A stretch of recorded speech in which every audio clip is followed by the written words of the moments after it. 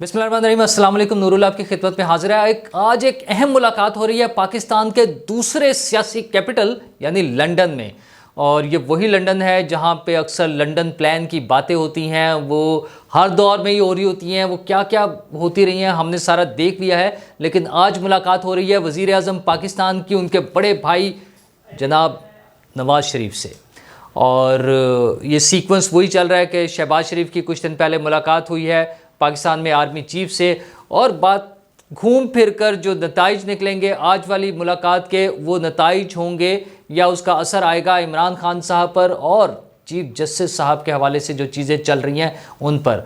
और वैसे भी अदालत के साथ तो अब दू बदू मुकाबला चल रहा है पार्लियामेंट के साथ। पहले तो ये हुकूमत के साथ होना था, लेकिन अब बराह रास्त पार्लियामेंट के साथ आ गया। और अब रजिस्ट्रार सुप्रीम कोर्ट की तलबी हो गई है पार्लियामेंट में, देखें वो कैसे आते हैं या नहीं आते।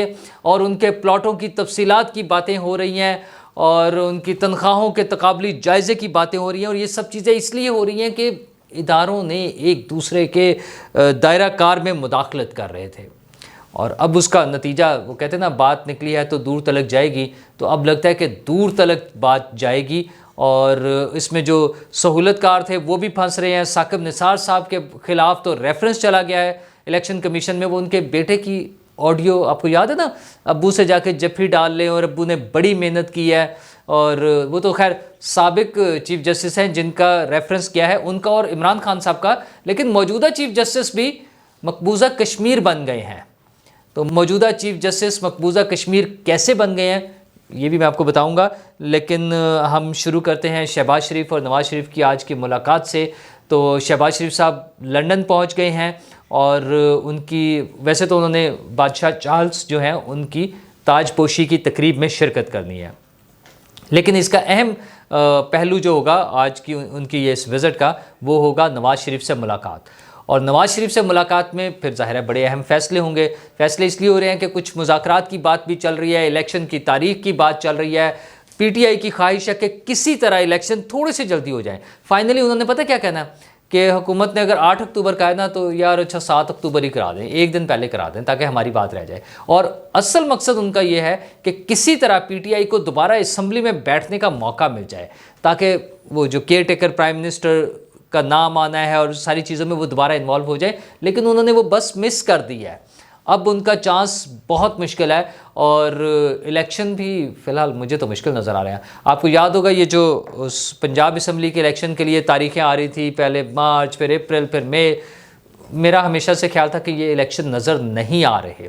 अच्छा, उसकी वजह यह है कि जो बैक एंड पे कराने वाले लोग हैं, वो जो सारे इंतजामात के हवाले से, वो बड़ा वाज़ेह नज़र आ रहा था कि नहीं होने, वो इंतजामात नहीं है। कोई ज़बरदस्ती हो जाए तो हो जाए, तो अब वो चांस ख़त्म हो गया है। और अभी भी मुझे अक्टूबर में भी इलेक्शन नज़र नहीं आ रहे हैं।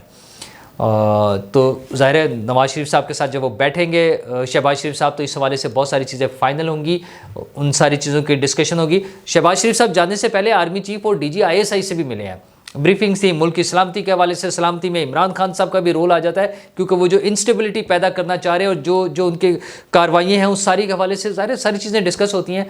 तो नवाज़ शरीफ से मुलाकात के बाद हुकूमत की तरफ से कुछ क्लियर मौक़िफ़ आएगा, जो अनाउंस तो नहीं करेंगे लेकिन उनके एक्शंस में नज़र आना शुरू हो जाएगा इमरान खान साहब के ख़िलाफ़ और चीफ जस्टिस ऑफ पाकिस्तान के ख़िलाफ़। चीफ जस्टिस ऑफ पाकिस्तान ने जो हार्ड लाइन ली हुई थी कि इलेक्शन 14 मई को ही होने हैं और आप बैठकर मुज़ाकरात करें और हमें बताएं क्या हो रहा है। और पार्लियामेंट ने जो कानून साजी की है प्रोसीजर एंड रूल्स बिल के हवाले से, उसको भी जिस तरह जो चैलेंज हुआ है, जिस पे स्टे हुआ है, तो ये सारी चीज़ों के हवाले से चीफ जस्टिस साहब की तरफ से टफ टाइम मिल रहा था हुकूमत को। लेकिन पार्लियामेंट ने भी बड़ा खुल के ना बड़ा एग्रेसिव स्टांस ले लिया है।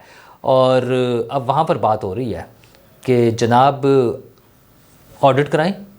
बड़ा क्लियर सी बात है। अच्छा, वैसे तो ये बड़ी नॉर्मल सी बात है, तमाम इदारों का ऑडिट होता है और होना चाहिए। अगर किसी का नहीं हो रहा तो वो होना चाहिए।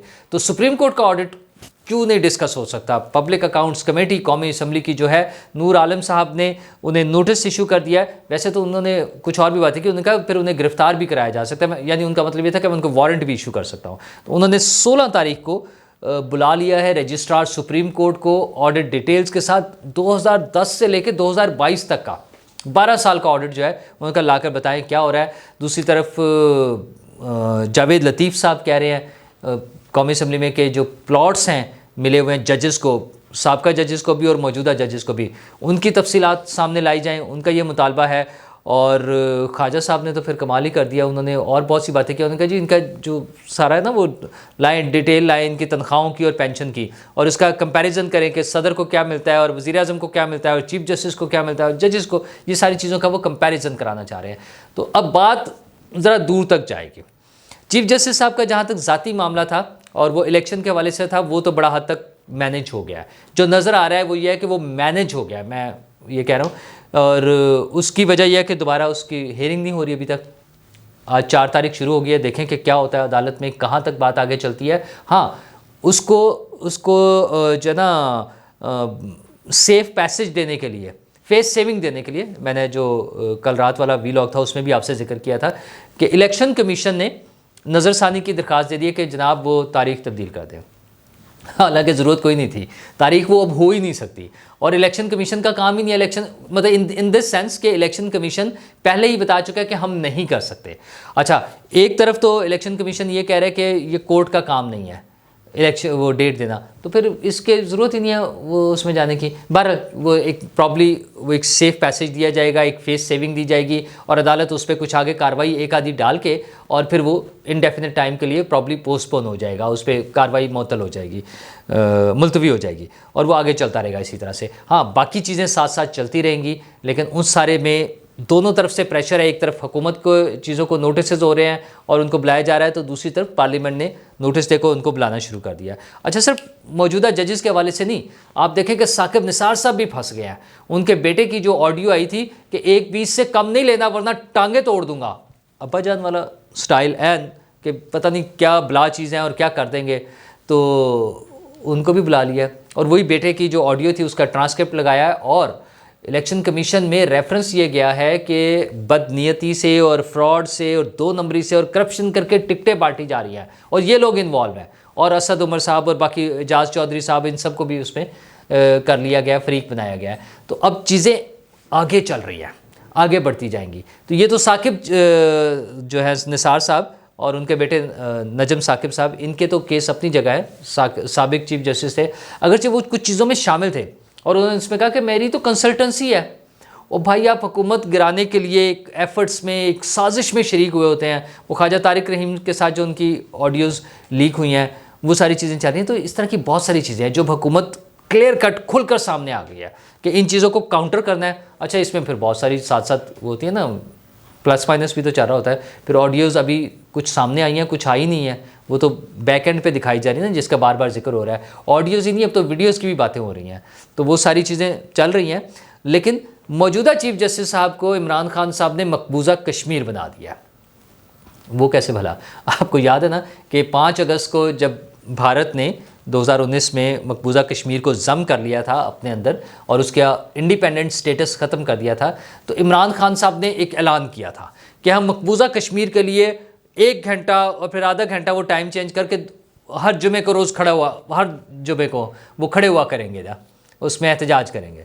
अच्छा जी, वो क्या हुआ? 2 हफ्ते एहतजाज हुआ था, उसके बाद वो गायब हो गया। अब सिर्फ ले दे के नवाए वक्त में एक इश्तहार छपता है कि 1365 दिन, 66 दिन, और आज में वो और आगे चला गया, तो वो एक इश्तहार छपता है बस। बाकी भूल भुला गए, बाहर बोर्ड्स लगे थे, डिजिटल बोर्ड्स लगे थे, इतने घंटे हो गए, इतने दिन हो गए, वो भी सब कुछ ख़त्म हो गया। तो वही हाल उन्होंने अब मौजूदा चीफ जस्टिस साहब के साथ किया। कल उन्होंने एक वीडियो पैगाम जारी किया है जिसमें उन्होंने कहा है कि अदलिया को बचाने के लिए और चीफ जस्टिस से इजहार यकजहती के लिए आप सब लोग हफ्ते के रोज़ और मगरिब की नमाज से 1 घंटा पहले, अच्छा मतलब टाइमिंग भी क्या कमाल करते हैं खान साहब जो देते हैं ना, मगरिब से 1 घंटा पहले आपने अपने घरों से निकलें, मोहल्लों में, गाँव में, जहाँ हैं आप, और यकजहती का इजहार करें चीफ जस्टिस साहब के साथ।